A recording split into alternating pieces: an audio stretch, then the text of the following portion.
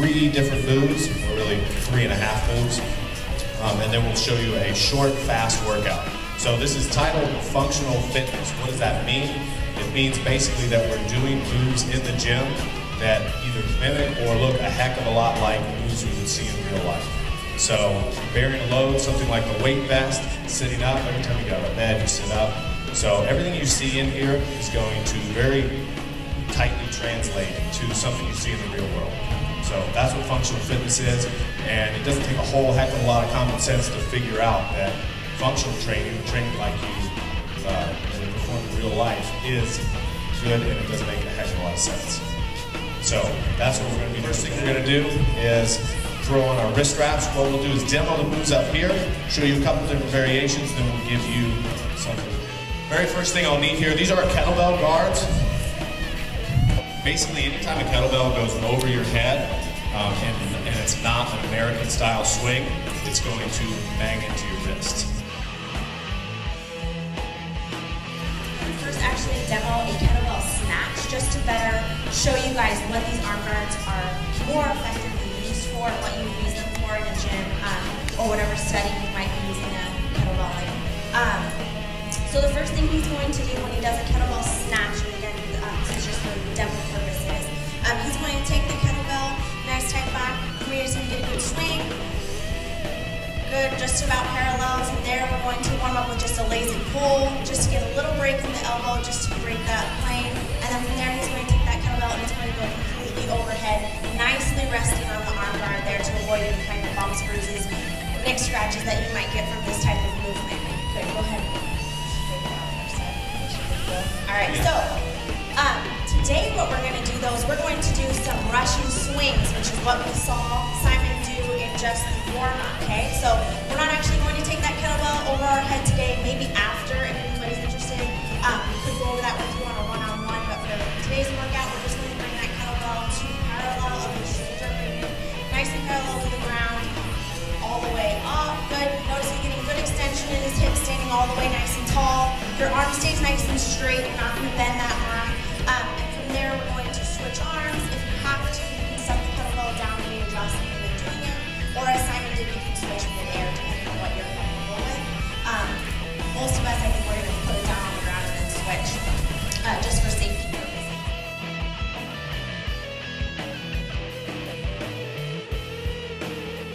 All I want you to do to pick it up is scoot your butt back, lower your knees down, and stand up. So we'll go 5 of those on me.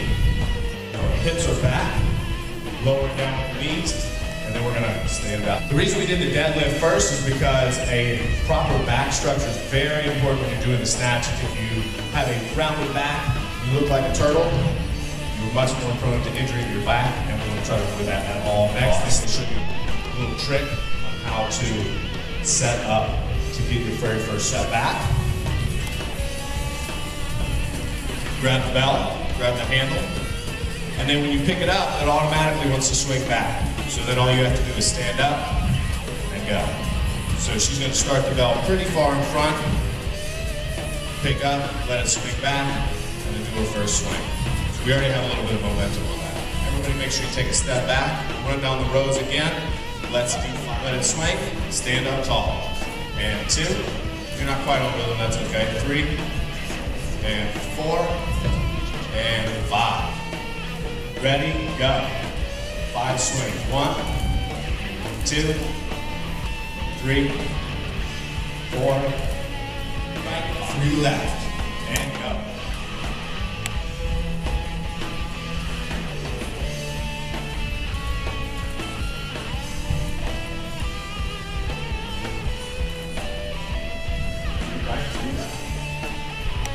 Spots today. We're going to go over it first with some weight. Some of you guys might feel that it might be a little heavy. That's okay. The great thing about using equipment like this and this weight vest specifically is that the weights can be adjusted, or we can just not use it at all today if that's nice.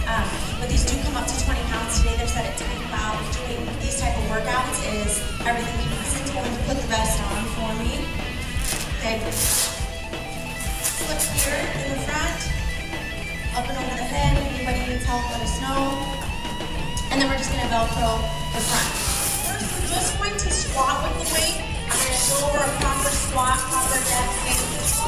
And then from there, they're gonna go left side, then the right side. So we're doing a good squat. A lot of times you hear people say, oh, I got injured doing squats, or squats are bad for knees.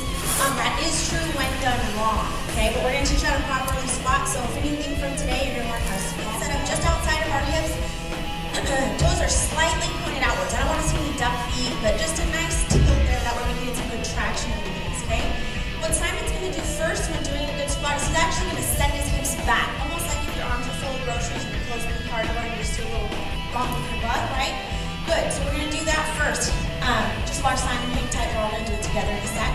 Simon's going to send his butt back. From here, he's going to go all the way down, keeping his chest up. It might help to keep your arms up in front of you. That's a great way to make sure that you're keeping your posture nice and tight. If you'll notice, Simon's hips are below the crease of his, hip crease is below his knee, getting proper depth. You don't want to go so low that he's actually bottoming out and looks at this dog sitting type position, but actually is active, okay? So you want to see that active happening. And then from there, he's going to drive up, standing nice and tall, making sure that his hips are reopened. Okay, so we don't want to see this chest coming forward and then not standing tall where you're just coming from here. We want to actually engage our hips by coming back again, sending our hips back down, going all the way right in parallel, and then standing nice and tall. You can notice he puts his arms back up each time just to make sure that he's having a good posture in his back.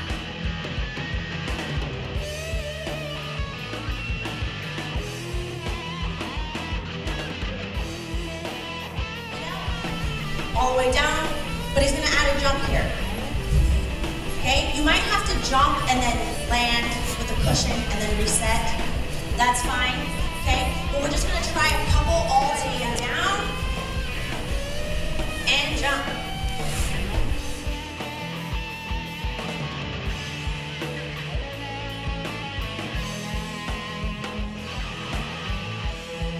We just use this because it changes a movement that we've done over and over again and makes it slightly better.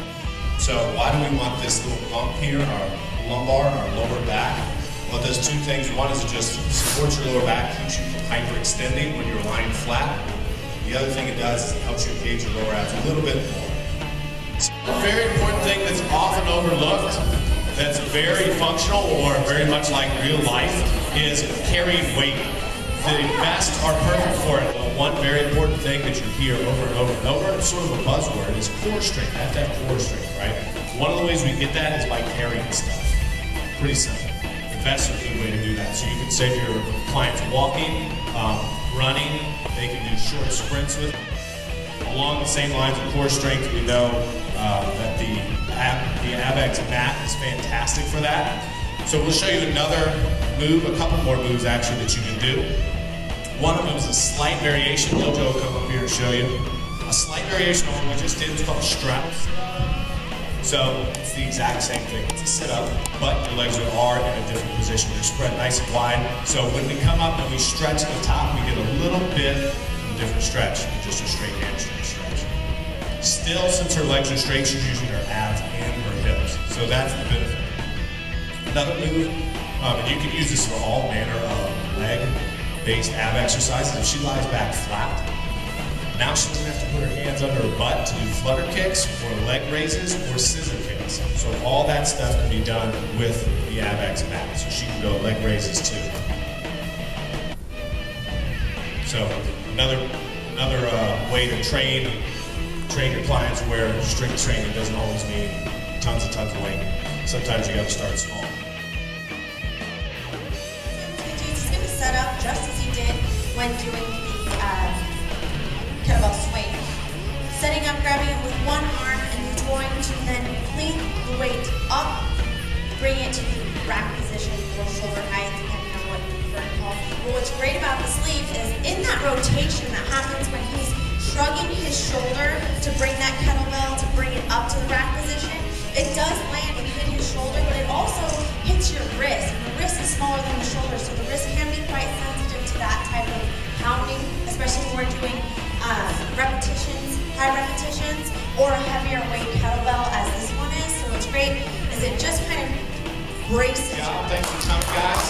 And those who work in the sweat, we have action wipes, which are a nice wipe that we have here, I'm going to show you. There's also one in the back. They're all natural. They have a nice eucalyptus smell that does start to dissipate after it's applied to the body. Great though for after workouts, especially if you're doing like some type of boot camp in the park, something like that where you want to offer somebody something, or for yourself to keep in your gym bag. Maybe you're a busy mom, dad, whatever, and you're going straight from work to the gym, to the grocery store, to the bank, and then home, running all those errands. You want to wipe off real fast instead of just applying something to discreet the fact that you're smelling. Actually